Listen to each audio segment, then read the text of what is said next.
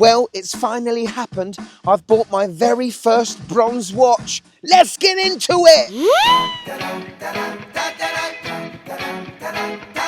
Yes, and welcome to the Mad Watch Collector Show. I thought I'd do things a bit differently today and take the old memory-making wagon, the beautiful Nissan Elgrand, out on a little trek and park up along the South Downs for me to have a little chat with you about my very first bronze watch. Now, bronze has been used in watches for a long time. In the last 4 or 5 years, they have become quite popular. This is because the metal, bronze, reacts with the air, the oxygen, or whatever else is in the air, and it gives a sort of patina, discoloration to the metal. And depending on whether you're close to the coast or you're inland, the patina on the metal will be completely different to anyone else's. Now, I have always been quite fond of bronze watches, but I've never actually gone that far and pulled the trigger, you know? Even though I like the way bronze changes colour, I do like the way it looks brand new.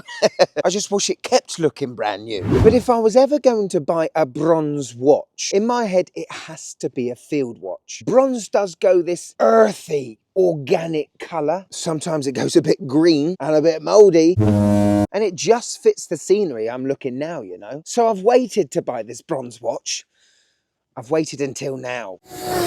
Yes, now this watch, it's a field watch and it's absolutely gorgeous. In fact, it's based on my favourite release of 2024. There's an Easter egg for you. It's 36mm, and for my wrist, I think it is the perfect proportion size for a field watch for me. It has an absolutely magnificent dial, as all the dials from this brand has, and I just feel a connection, a close bond with this brand. I don't even know why. I think it's because it embodies everything I love about watches. In the 1940s, the brand had a very close relationship with the British military, and if you've ever met Don Cochrane, you know he is a wonderful man, always has plenty of time for any watch enthusiast, but he's very passionate about making very good watches commemorating his great-grandfather's legacy. Every part of the watch is basically the best of the best. Anyway, to cut a long story short, Vertex had made an M36 with a bronze case, and I emailed Don and asked, could I have one in for review, knowing that it probably wouldn't be going back to him. After opening the box, yes, it definitely wasn't going back. I bought it, and here it is.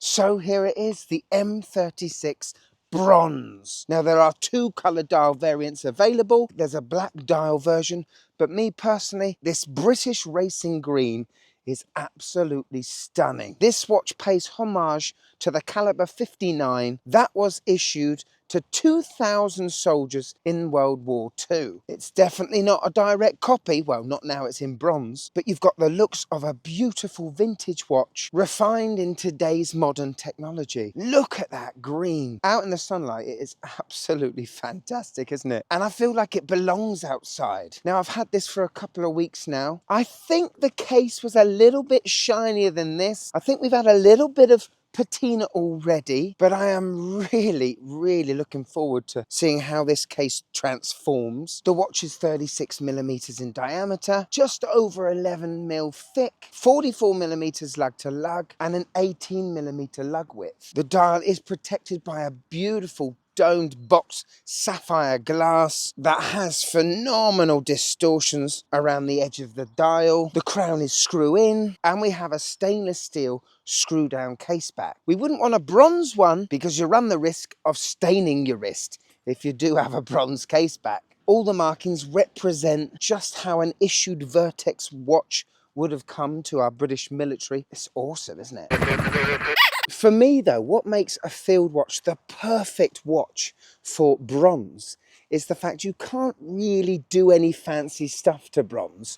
You can cut it, you can shape it, but you don't see many bronze watches polished, you know? The material just doesn't work like that. That's another reason why I think the M36 is a perfect choice. As you can see, I've got it on this NATO style nylon strap with matching goldy bronze hardware. Not a perfect fit, but does look awesome. But for a minute, we just need to look at that dial. Look at it. Is that a thing of beauty or what? This is why I love military watches. They are there to help you read the time as quick as possible. Get in, get out, Bob's your uncle, and get on with whatever you're doing. The legibility on this dial is amazing. The train track minute markers going around the outside is reminiscent of most British military watches. And like all Vertex dials, the applied indices are blocks of lume, which is pretty special.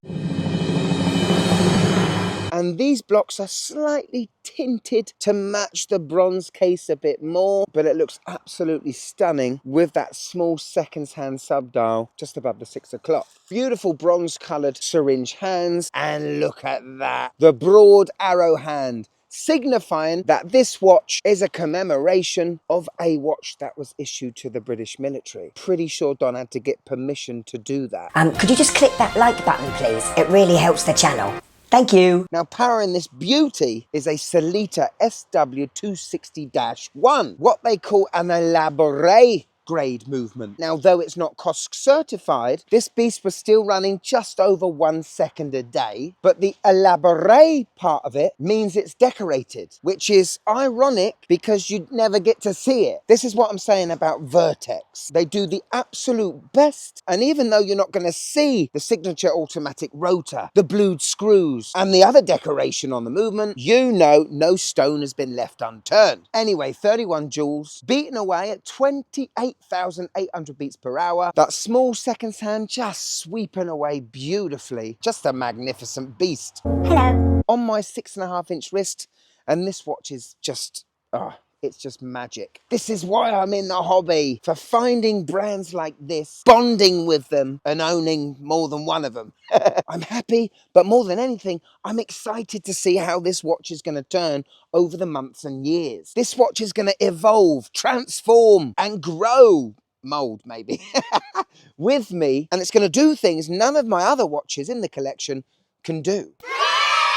So there we go, my new Vertex M36 bronze, my first ever bronze watch I've owned. Now listen, I'm not telling you to buy this watch. I'm not telling you to love the brand. All I know is I love it. Your watch journey could be completely different to mine. What I would say is the idea of having a bronze watch and seeing how it changes over the months and years, it's made me quite excited. It really has. I didn't think I would get that excited. I think I would definitely recommend you getting a bronze watch. Now, yes, it may not cost you £2,000. It may only be £300. But if I've learned anything over the last 5 years of doing this YouTube lark, buy the watch for you and don't care what anyone else thinks, and you will have a phenomenal time. Yeah, there we go. Done my trekking. Enjoyed that. I hope you enjoyed the show. Something a bit different, not in the studio. Good to get out again, you know, and to wear my barbers.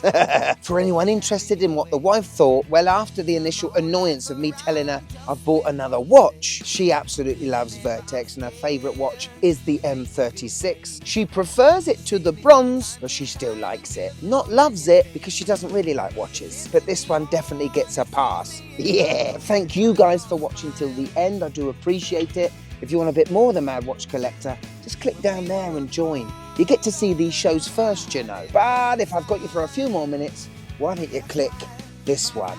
Oh, this is good. This is sensational. Obviously, because it's one of mine, but you'll love it. Go on. Go on, you'll love it. Go on, click it. Come on, I need to get my boots off. Come on, click it. Click it.